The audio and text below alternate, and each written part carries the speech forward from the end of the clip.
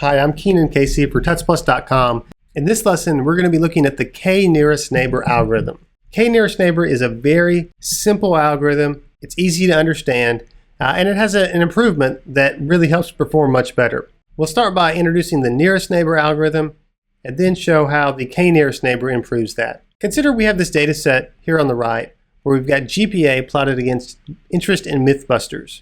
For each of these data points, we've classified them as geek in blue or non-geek in orange. So given a new person and their GPA and Mythbusters interest, are they a geek or a non-geek? How do we classify them? Well, the k-nearest neighbor algorithm is basically just going to choose the closest instance and classify it the same way as that. Before we dive into the k-nearest neighbor algorithm, let's take a look at some key terms. First, we're going to call our input vector x and our output vector y. Both of these are going to be multiple dimensions, possibly. The input for our example data set might look like GPA, Mythbusters interest, so a 4.0, 5, 2.5, 1. The output for this data set is going to really just be geek or non-geek or -1 or 1. So in that case, our output isn't really a vector, it's really just a simple scalar variable. Our data set is going to be composed of training instances, which we can call little t, and really that training instance is just a vector of the input x and the output y all put together into one vector. The training set then is the whole set of training instances. So we've got little t, that number training instances in this training data set. Lastly, we see that we will have some unknown input. We're going to call that x question mark. This unknown input, x question mark, is a new or unseen instance. We don't know the correct classification, and we're going to try to classify it using the data in our data set. First, let's consider how the nearest neighbor algorithm works. The first step is to compute the distance from the unknown instance x question mark to all of the other x sub i's in the training set.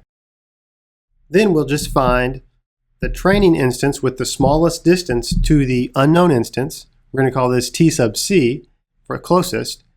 And whatever the class of that closest instance is, that's y sub c, we'll classify our x sub question mark. Let me show you that visually. So given this data set of geeks and non-geeks, we've got this new instance. First step is to compute the distance to all of the other instances in the data set. Once we've done that, we choose the one that's the smallest. Looks like it's this one. So since that has a class of geek, which we're showing in blue, then we're going to mark this new instance as a geek as well. So this is how nearest neighbor classification works. As we look at this, what we really see if we're doing nearest neighbor classification is that each instance has this sort of sphere of influence over which it dominates. It controls the classification of new instances. So you can imagine those as circles, but really they're more like polygons, where each of those lines represents equidistant points from training instances. So each of these polygons, quadrilaterals, will be orange or blue. The next question we have to consider is, how do you compute distance? How do we compute closeness? And the most common way is the Euclidean distance, the ordinary distance. This is the distance that we understand most intuitively in 2D or 3D space. This is the formula for Euclidean distance, just like the distance formula you learned in geometry class in high school, where we sum up the differences in all the different dimensions, we square those differences, and then take the square root of that whole quantity. That's the distance between two vectors x and v, where they're the same length. Although Euclidean distance is the most common, there are other distance metrics. These are two, just for your consideration. These may be appropriate for different types of problems.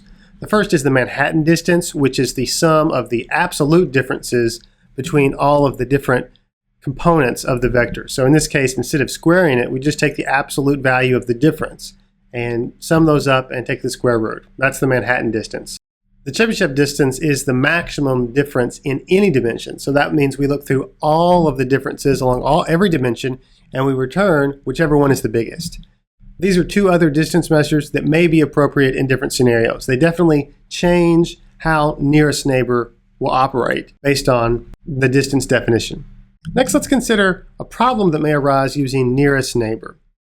What if we have this data set and now we have this one non-geek that's up here in what appears to be the geek territory? We may see this as sort of an outlier that's not representative of the true underlying function that is present here.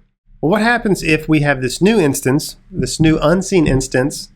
How should it be classified? Well, if we do nearest neighbor, we see that it's closest to this non-geek. So we should label it as a non-geek. However, we can see through our human intelligence that really this is the outlier and this region is really more of the geek region. So this new instance should probably be geek.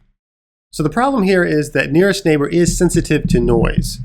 How can we address that problem? Well, the solution is by considering more than just the one closest nearest neighbor.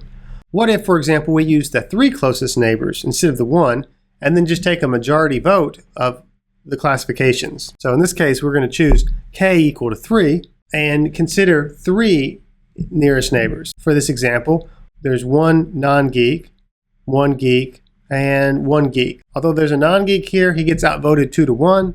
Because of this, so k nearest neighbor allows us to be more tolerant of the noise. So the solution to the problem of outliers is to use k neighbors instead of just 1. If we wanted to use k nearest neighbor for regression instead of classification, we could simply compute the average value of the k nearest neighbors instead of taking a majority vote. The next question we have to ask is, well, how do you find k?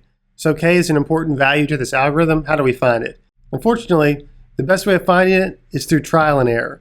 So trying various different values of k for your data set and then choosing the one that performs best. Let's summarize k nearest neighbor in terms of its strengths and weaknesses.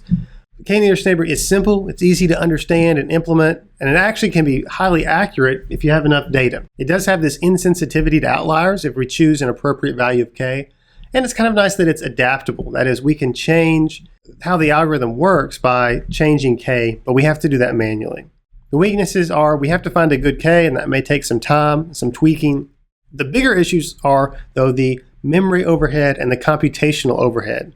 In order for k nearest neighbor to work, we have to store the entire data set in memory so we can compute distances to all of them. And that represents a lot of memory if we have a large data set and a lot of computation. Let's consider how k nearest neighbor fits into these 3 main components of machine learning: representation, evaluation, and optimization. First of all, how does k nearest neighbor represent the model for the learner? Well, really, with kNN, it's just the training set, t, k, which is the number of neighbors that are closest, and a definition of the distance function. Those 3 things compose the model. They represent the model in k nearest neighbor. Secondly, how does k nearest neighbor evaluate models in terms of how good they are? Well, there are 2 possible ways that we could consider. First is the classification error, which is just the difference between the correct classification and what we classified it as. We could sum that up over the entire test set. Another option is the classification accuracy, which is simply the number of correctly predicted instances divided by the total number of instances.